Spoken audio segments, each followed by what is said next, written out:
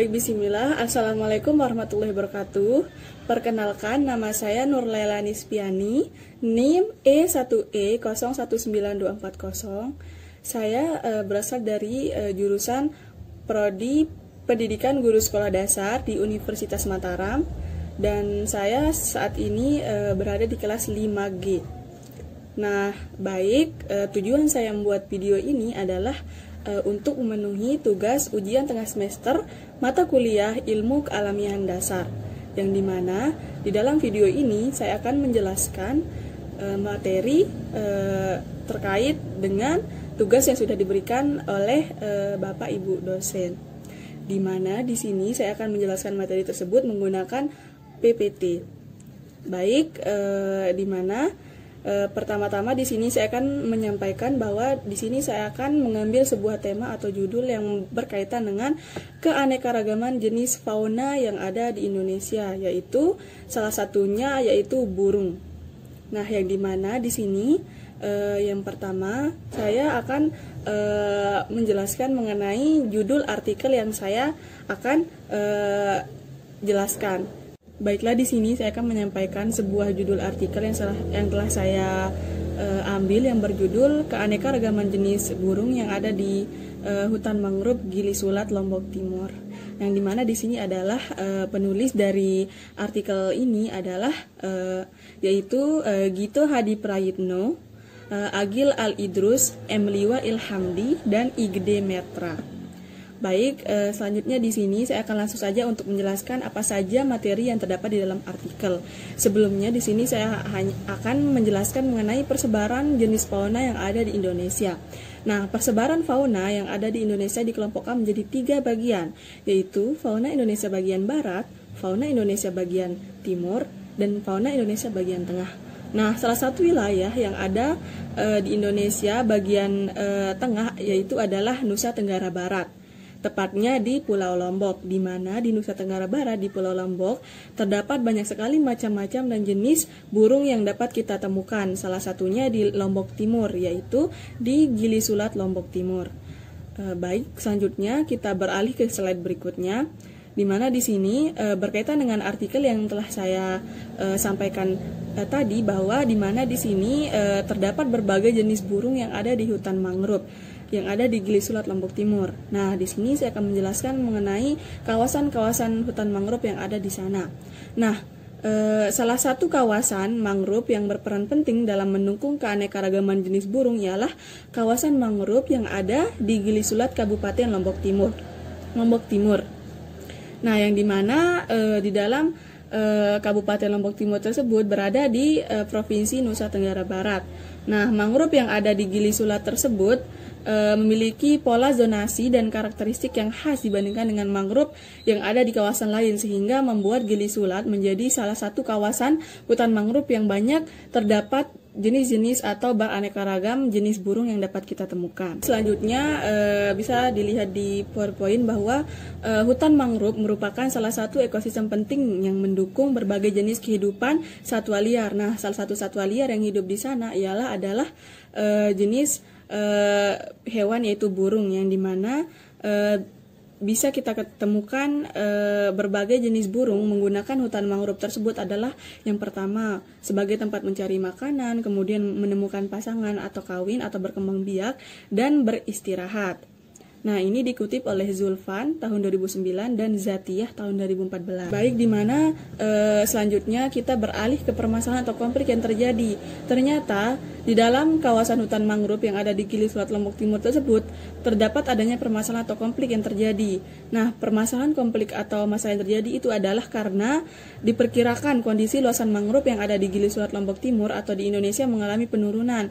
Nah, penurunan tersebut disebabkan oleh adanya penebangan yang dilakukan atau yang digunakan untuk alih fungsi lahan, terutama penebangan atau pengembangan budaya perikanan seperti bandeng, udang, dan kepiting. Nah, kondisi seperti inilah yang mengakibatkan menurunnya kualitas dan kuantitas habitat burung yang ada di kawasan mangrove tersebut. Ditengarai sebagai salah satu faktor penting yang dapat mengakibatkan menurunnya keanekaragaman, bahkan dapat mengakibatkan terjadinya kepunahan beberapa jenis burung yang menggunakan kawasan mangrove sebagai tempat tinggal atau habitatnya. Nah, kegiatan interferensiasi jenis burung yang ditemukan di kawasan hutan mangrove tersebut dipandang perlu untuk dilakukan, karena hal ini dilakukan sebagai salah satu indikator kondisi optimum dan tingkat keberlanjutan suatu ekosistem mangrove dapat dilihat dari tingkat keanekaragaman flora dan faunanya, termasuk di dalamnya ialah keanekaragaman jenis burung-burung yang terdapat di kawasan tersebut. Baik, di mana di sini seperti yang sudah saya jelaskan tadi bahwa konflik atau permasalahan yang kita dapatkan dari hutan mangrove yang ada di kawasan Gili tersebut adalah terjadinya pengalihan fungsi lahan, yang dimana sebelumnya terdapat banyak kawasan yang terdapat hutan mangrove, tetapi sekarang sudah digantikan dengan pengalihan fungsi lahan.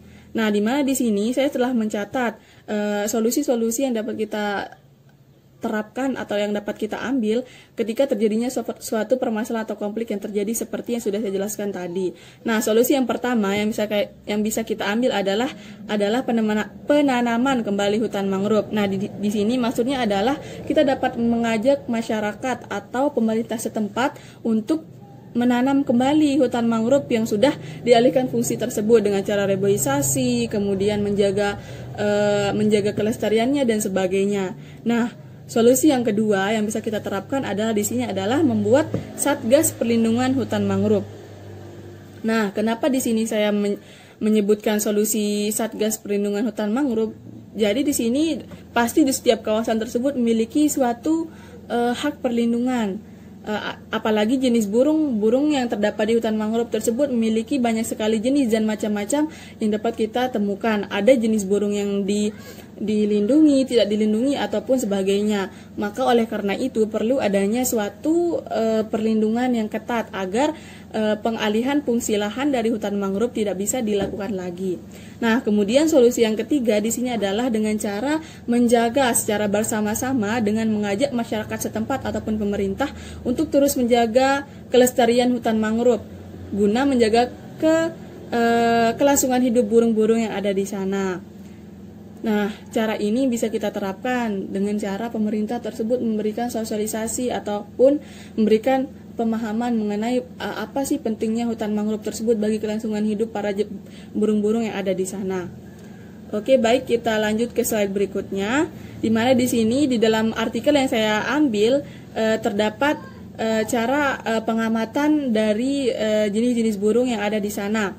Untuk mengetahui berapa banyak jenis burung yang ada di Gili Sulat Lombok Timur tersebut dilakukan melalui pengamatan. Nah, pendataan jenis burung dan kelimpahannya yang ada di Gili Sulat dilakukan melalui survei atau pengamatan secara langsung dengan menggunakan bantuan alat yaitu berupa teropong atau binokuler. Nah, survei ini dilakukan dengan menyisir kawasan mangrove yang ada di Gili Sulat menggunakan perahu atau kapal motor dan berjalan kaki terutama pada area-area walkboard yang masih dimungkinkan untuk dilalui.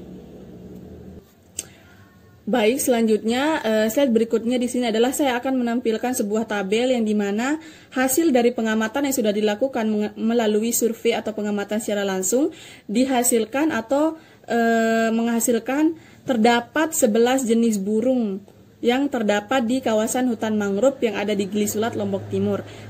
Seperti yang sudah tertera di PowerPoint, yang pertama di sini adalah saya mengklasifikasikannya dengan menggunakan urutan nama famili, kemudian nama Latin, nama Indonesia, dan status perlindungan. Selanjutnya di sini adalah hasil dari penelitian. Nah, jenis burung yang ditemukan selama penelitian di hutan mangrove yang ada di Gili Sulat Lombok Timur terdiri dari 11 jenis yang termasuk ke dalam 9 famili yang seperti sudah saya jelaskan di tabel sebelumnya. Nah, 11 jenis burung tersebut diklasifikasikan atas jenis burung yang dilindungi, tidak dilindungi, dan endemik NTT dan endemik NTB. Baiklah, mungkin ini saja presentasi dari saya. Saya mengucapkan terima kasih dan mohon maaf jika ada kekurangan. Sekian, assalamualaikum warahmatullahi wabarakatuh.